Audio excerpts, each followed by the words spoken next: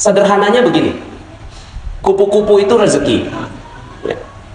Kupu-kupu itu ibarat uang, ibarat dunia, ibarat harta, ibarat kesehatan yang kita mau kejar. Cara nyari rezekinya gimana caranya? Karena itu kupu-kupu, maka yang kita lakukan adalah kita ambil jaring, kemudian kita tangkap itu kupu-kupu. Yang kita pelajari pun setiap hari di kuliahan, anak-anak didik kita, anak-anak kita semua dididik untuk pertama bisa punya jaring, kedua bisa cekatan dan gesit dalam menangkap kupu-kupu. Itu yang dari dulu diajari ke anak-anak kita. Sekarang ini model pembelajaran kita sekarang seperti itu, ngejar kupu-kupu. Kenapa? Kupu-kupu itu proyek, uang, harta, hal yang enak-enak segala macam, itu dicarinya dengan cara seperti itu. Akhirnya apa yang terjadi? Semuanya ngejar kupu-kupu. Pas ditangkap, dimasukin dalam sangkar, senang. Kemudian besoknya lebih terampil lagi, karena udah terampil, akhirnya bukan satu jaring, dua jaring diambil, masuk 4 kupu-kupu masuk dalam sangkar. Besoknya begitu lagi, 5 kupu-kupu masuk dalam sangkar. Besoknya lebih terampil lagi, cabang bisnisnya makin banyak, 10 jaring diambil, 100 kupu-kupu sekali ambil, masukin dalam sangkar. Sekarang pertanyaannya, setelah kekumpul 1000 kupu-kupu di dalam sangkar, 1000 kupu-kupu sudah ada di dalam sangkar, lalu kemudian kita ingin bermain dengan satu kupu-kupu, ingin bermain dengan satu kupu-kupu, kita mulai buka pintu sangkarnya, lalu kemudian kita pengen bermain dengan satu kupu-kupu. Gimana perasaannya, Pak? Halo? Ini masih pada hawa sahur? Terkumpul 1000 kupu-kupu di dalam sangkar, lalu kemudian kita pengen buka pintunya. Pas dibuka pintunya, ya keluar semua. Perasaan apa yang ada pada saat itu? Perasaannya, apa perasaannya? Galau, khawatir, cemas, takut, gelisah. Itulah dunia. Itulah dunia. Kita selama ini, anak-anak kita, nah belajar yang tinggi. Buat apa, Pak? Buat supaya kamu dapat nilai tinggi. Terus, supaya kamu bisa kerja. Terus, supaya kamu bisa nikah. Terus, semuanya diajarinya untuk apa? Untuk bisa ngambil kupu-kupu. Tapi, anak kita bingung. Bahagianya di mana? Pas mau dinikmati, kemudian dia mulai buka pintunya. Kok saya nggak bahagia? Maka, kalau mau bermain dengan kupu-kupu, kenapa tidak bangun taman? Kalau mau dapetin kupu-kupu dan bermain dengan kupu-kupu, kenapa tidak bangun taman? Cuma caranya berbeda, alatnya juga berbeda. Yang satu ke atas, yang satu ke bawah. Dia mulai cangkul, pelan-pelan, masukin benih, dijagain, disiramin, dipupukin, lalu kemudian tangkainya mulai muncul, lalu kemudian daunnya muncul, bunganya muncul. Pas bunganya muncul, kebahagiaan terus berlipat. Ketika kupu-kupu itu datang, kupu-kupu udah pasti datang kalau ada bunga. Udah sunatullah. Kalau udah ada bunganya, itu kupu-kupu pasti datang. Sekarang pertanyaan saya, ketika ada satu kupu-kupu dan kita bermain dengan kupu-kupu itu, ada nggak perasaan yang tadi? Ada? Resah, galau, gelisah, cemas, ada? Halo? Udah nggak ada ya? Begitu yang harusnya dilakukan untuk mencari rezeki. Cuma selama ini yang kita lakukan adalah ngambil kupu-kupu dan nggak punya taman. Akhirnya apa yang terjadi? Malam hari galau. Kenapa? Kupu-kupu hilang. Dicuri, hilang. Hilang handphone, galau. Diputus pacar, besok bunuh diri. Anak-anak kita sekarang, jangan sembarangan Bapak Ibu. Mungkin zaman-zaman kita, ini zaman-zaman kita, ini saya mulai memahami psikologi anak-anak kita sekarang. Mereka hilang apa? Hilang mereka, kebahagiaan hilang. Mereka berpikir bahwa kebahagiaan itu bisa didapat di gadget, di Dubsmash. Tahu Dubsmash? Instagram, ya. Itu mereka mulai dapatkan kebahagiaan di situ. Itu semua. Maka hati-hati, anak-anak sekarang itu mulai hilang tamannya. Mereka nggak punya taman, yang mereka kejar adalah kupu-kupu. Ketika mereka kejar, kupu-kupunya hilang, malam datang, kupu-kupu hilang. Anak-anak sekarang nggak ada yang kuat nahan cobaan, Pak. Nahan ujian, nahan musibah. Anak-anak sekarang itu galaunya luar biasa. Maka hati-hati, mungkin dulu kita masih ada sedikit sisa-sisa taman, tapi sekarang anak-anak sekarang kita mulai harus merubah gaya kita. Makanya sekarang semua pada kebingungan. Coba Bapak Ibu perhatikan, lulusannya kimia tapi malah kerjaannya yang lain. Lulusannya arsitek tapi kerjaannya yang lain. Pernah ada yang perhatiin itu? Berapa banyak orang yang kerjaannya sekolahnya A, pekerjaannya A? Sedikit sekali. Di Amerika datanya hanya 4%. Itu di Amerika yang link and match-nya bagus. Tapi di Indonesia, Masya Allah. Maka cara nyari rezeki sederhana. Gimana cara nyari rezeki? Bangun taman. Ini yang selama ini kita tinggalkan. Kita nggak punya taman. Akhirnya apa? Galau, gelisah, khawatir, cemas. Kita nggak punya taman. Yang kita cari kupu-kupu. Senang banget tuh, ada orderan, ada project, ada harta, apa segala macam datang. Tapi kita mau beli sesuatu, beli mobil aja. Pas mau beli mobil, sebelum tuh mobil masuk, kita bikin sangkarnya dulu. Kenapa? Karena takut kalau kupu-kupunya hilang. Tuh. Nah, terus gimana dong? Ya udah, sekarang ganti fokus. Kalau kemarin tadi kan semalam kan saya bilang utang tuh lunas, ya kan? Karena memang kalau kita masih ada hawanya hawa utang, itu rezeki nggak akan pernah datang. Hawanya hawa utang, rezeki nggak bisa datang. Ya. Tapi kalau hawanya utang udah lunas, insya Allah gampang banget datang. Nah itu salah satu tamannya rezeki. Nah untuk memupuk itu ada 3 hal. Ya, ini tadi saya dipesanin Ustadz kultum aja, benar-benar kultum, kuliah 7 menit. Ya udah, saya cuma kasih kisi-kisinya. Fokuslah pada 3 hal ini. Fokuslah pada 3 hal. Pertama, pikiran yang positif.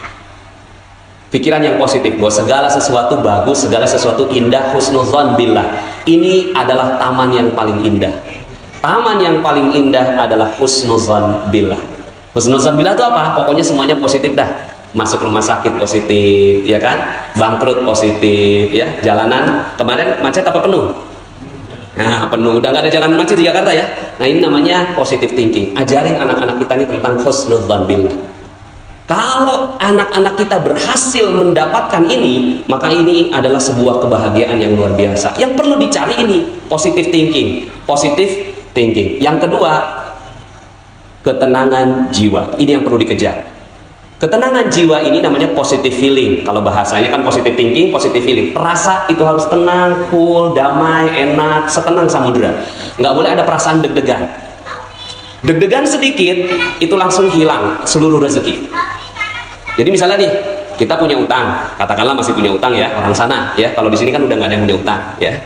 Orang sana masih ada utang. Terus kemudian, gitu ya, ketemu sama debt kolektornya. Udah 1 bulan selalu menghindar sama debt kolektor. Pas banget saat itu dia lagi ngantri makanan di mall, pas balik debt kolektornya ada di belakang. Kira-kira bagaimana jantungnya? Ya, mau copot katanya. Deg-degan, berdebar. Berdebar adalah ciri rezeki hilang. Berdebar, jantung berdebar itu ciri bahwa kita tidak punya rezeki lagi. Tamannya hilang. Maka apa yang harus dilakukan? Yang harus dilakukan mendidik jiwa supaya tenang dalam segala kondisi. Bisa nggak kita seperti itu? Nah kalau bisa seperti itu, itulah harta kekayaan terbesar. Cuma gimana cara ngedidiknya ini? Ya, ini panjang banget ini penjelasannya. Tapi misalnya begini Pak, ya, kejadian ada yang konsultasi sama saya, anaknya meninggal dunia. Suaminya mundurin mobil, anak umur 1 tahun dilindes, ya, sama sang ayah. Yang lebih tragis, kakaknya ngelihat dengan mata kepala sendiri ini adiknya dilindes sama ayahnya sendiri dan sakratul maut mati saat itu juga. Sang istri keluar lagi masak, pas ngeliat gitu kan, menggelepar-gelepar gitu, digedor-gedor pintu jendelanya, terus kemudian turun sang ayah, berempat ngeliat dengan mata kepala sendiri tuh anak meninggal dunia dengan hancur badannya. Sekarang pertanyaan saya, bisa nggak saat itu jantungnya tidak berdebar? Alhamdulillah. Itu yang harus dikejar. Kalau itu bisa, alhamdulillah nih ibu, alhamdulillah dia mau ngikut saya ajarin pelan-pelan, sampai akhirnya tuh ibu mengatakan, siap Ustadz, alhamdulillah, terima kasih. Udah, selesai. Dan ternyata itu adalah kunci rezeki buat sang ibu. Lah kita, berapa banyak kita melakukan kesalahan rezeki.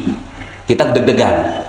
Tanggal 25, gaji udah mulai habis, order belum nyampe, gimana perasaannya?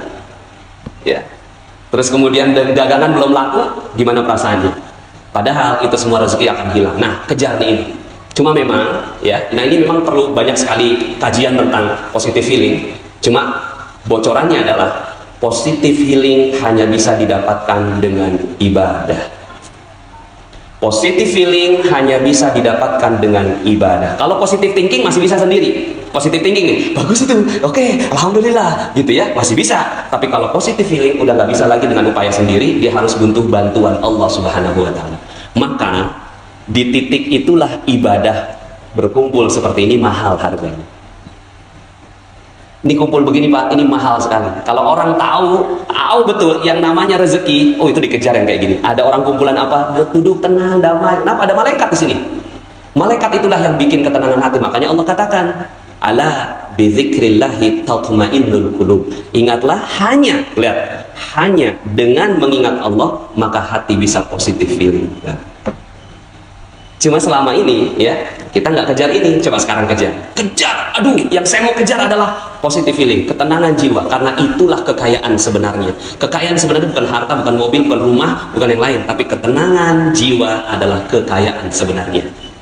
Ya, dikatakan oleh Rasulullah SAW, laisal ghina an kasratil arad walakinnal ghina ghinan nafs. Bukan kekayaan kamu punya banyak harta, tapi kekayaan adalah tenangnya jiwa.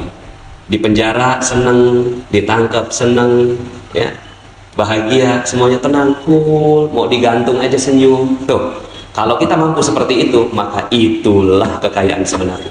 Cuma selama ini kita nggak kejar, yang kita kejar cuma duit aja. Di mana ngejarnya? Lailatul Qadar adalah malam kemuliaan, tempat di mana Allah turunkan ketenangan jiwa. Kalau itu didapat, tenang sekali. Nah, yang ketiga lebih dalam. Ini aja udah bagus, Masya Allah. Positive thinking, positive feeling. Yang terakhir, positive motivation. Positive motivation, motivasinya semua positif. Semuanya positif. Ya, bahwa motivasinya bukan untuk mencari uang, motivasinya untuk membahagiakan orang lain. Nah, ini panjang sekali kajiannya. Ya, mudah-mudahan dalam kesempatan yang lain, ini pokoknya cirinya 3 aja. Kejar ini.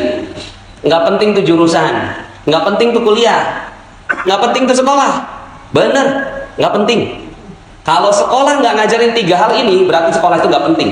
Makanya sekarang ini muncul adanya gerakan anti sekolah. Kenapa? Karena di sekolahan anak-anak berantem juga, ya. Tapi bukan berarti bahwa saya anti sekolah, tidak. Kalau di sekolahan ini mengajarkan 3 hal ini, maka sekolah itu perlu dikejar. Tapi kalau sekolahan ini nggak ada yang kayak gini, nggak ada 3 hal ini, yang diajarin cuma matematik, fisika, kimia, biologi, arsitektur, ya, kemudian astronomi, itu dia berarti ngajarin kupu-kupu. Tapi kalau dia ngajarin taman, dia ngajarin 3 hal ini, sehingga anak ada apapun dia senang, bahagia. Anak ada apapun dia tenang. Ada azan, dia langsung lari ngejar tuh azan. Kenapa? Di situ ada ketenangan jiwaku, Pak. Di situ ada ketenangan jiwaku, Mah. Maka aku akan kejar itu. Kalau ada sekolah yang ngajarin kayak gini, kejar ke sekolah, karena itulah sebenar-benarnya kekayaan. Demikian, mohon maaf atas segala kekurangan. Kita balik semuanya logika rezeki kita supaya kita betul-betul dapetin